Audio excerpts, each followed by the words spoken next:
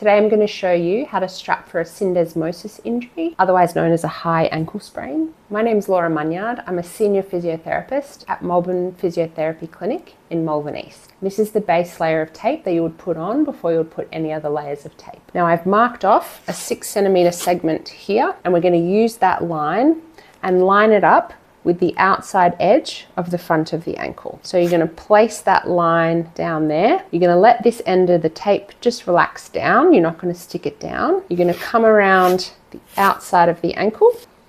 Don't pull tight on this. You're going to pull back this piece until you get to that line, and then you're going to come around and you're going to meet these two bits of tape together, stick them down, and then you're going to rip about another 6 centimetres up, and you're going to pull back firmly from the front to the back. Okay? Now we're going to repeat the process, but going the opposite direction. Take the next bit of tape. You have roughly 6 centimetres here again, and you're going to stick it halfway between the fibula and the Achilles tendon, and you're going to overlap by half on the previous bit of tape that you just did. So you stick that down, you let that end of the tape just hang.